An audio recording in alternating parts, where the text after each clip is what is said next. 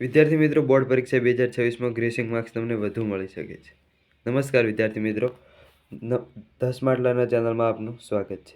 તો વિદ્યાર્થી મિત્રો, તમારો પ્રશ્ન હતો કે આ વર્ષે ગ્રેસિંગ માર્ક્સ કેટલા મળશે. તો વિદ્યાર્થી મિત્રો, ગ્રેસિંગ માર્ક્સમાં કેટલો ફેરફાર થઈ શકે છે, આ વર્ષે કેટલા મળી શકે છે અને તે કયા કયા વિષયોમાં અને કેવી રીતે મળી શકે છે તેના વિશે જોવાના છીએ. તો વિદ્યાર્થી મિત્રો, આ વખતે બોર્ડના પેપર કેવી રીતે ચેક થશે, સરળ ચેક થશે અને ભારે ચેક થશે તે વિશે પણ જોવાના છીએ અને રિઝલ્ટ ક્યારે આવશે.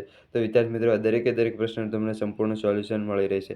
તો વિદ્યાર્થી મિત્રો, તમે ચેનલમાં નવા તો ચેનલને સબસ્ક્રાઈબ કરો, વિડીયોને લાઇક કરો અને શેર કરો. તો ચાલો જોઈએ.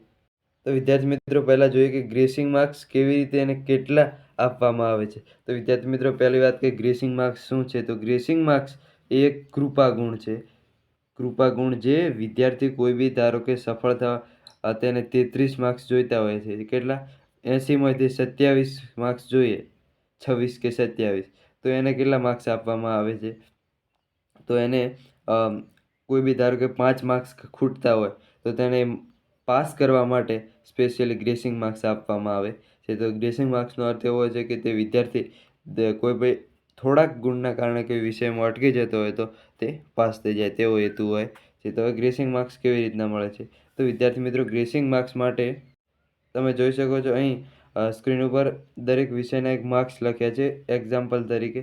તો અહીં ગણિતમાં 30, વિજ્ઞાન 25, ઇંગ્લિશ 33 અને સામાજિક 35, ગુજરાતી 40 અને સંસ્કૃત 36 માર્ક્સ છે. તો વિદ્યાર્થી મિત્રો, આ માર્ક્સ પહેલાં તમારે ઇન્ટરનલ સાથેના છે એટલે તમારે 33 માર્ક્સે પાસ થવાય 100માંથી. તો તમે જોઈ શકો છો વિજ્ઞાનમાં 25 છે એટલે 33 લાવવા માટે કેટલા ખૂટે? 8 માર્ક્સ ખૂટે. અને એ અહીં 30 માર્ક્સ છે તો 30માં કેટલા ખૂટે? 3. તો 8 ને 3 કેટલા થશે? 11. તો 11 માર્ક્સ એને ગ્રેસિંગ મળી શકે. પરંતુ ગુજરાત સરકાર આ વખતે નક્કી કરશે દર વર્ષે કેટલું ગ્રેસિંગ માર્ક્સ આપવામાં આવે છે. તો દર વર્ષે 8થી અને 15 માર્ક્સનું ગ્રેસિંગ આપવામાં આવે છે. તમે જ્યારે તમારે ટોટલ રિઝલ્ટ હોય તેમાં 8થી 15 માર્ક્સ સુધીના જો ઘટતા હોય ગુણ તો તમને ગ્રેસિંગ આપવામાં આવે છે. તો આમ તમે જોઈ શકો છો તેને 11 માર્ક્સ ખૂટે છે. તો તને ધારો કે ગુજરાત સરકારે 12 માર્ક્સનું ગ્રેસિંગ રાખે તો 11 માર્ક્સ ખૂટે છે તો એને ગ્રેસિંગ આપશે.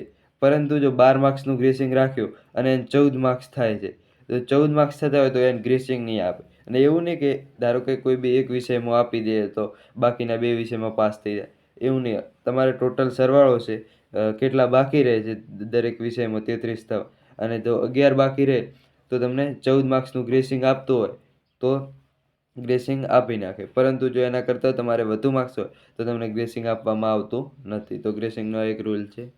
બીજો એવો પ્રશ્ન હતો કે આ વખતે પેપર કેવા તપાસવામાં આવશે. તો વિદ્યાર્થી મિત્રો, પેપર તપાસવાના તમારે શરૂ થઈ ગયા છે. આજ રોજ તારીખ 19ના રોજ તમારે બોર્ડના પેપર તપાસવાના શરૂ થઈ ગયા છે. અને આ પેપર તમારે કેવી રીતે તપાસવામાં આવશે. તો વિદ્યાર્થી મિત્રો, ઘણા વિદ્યાર્થીઓ કહે છે કે AI દ્વારા તપાસવામાં આવશે. કોઈ આ વાત ખોટી છે વિદ્યાર્થી મિત્રો. તમારા પેપર શિક્ષકો જ તપાસવાના છે અને પેપર પણ સારી રીતે તપાસવામાં આવશે.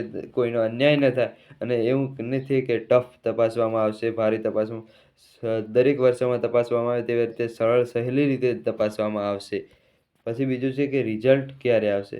તો વિદ્યાર્થી મિત્રો, રિઝલ્ટ એ બોર્ડ પરીક્ષા તમારે પૂરી થઈ ગઈ છે બધાને, અને રિઝલ્ટ માટે તમારે આરામથી હજી બોર્ડના પેપર ચેક થશે, પછી માહિતી સર્વર પર દાખલ કરવામાં આવશે. તો આના માટે 1થી 1.5 મહિનો જેવો સમય લાગી જશે.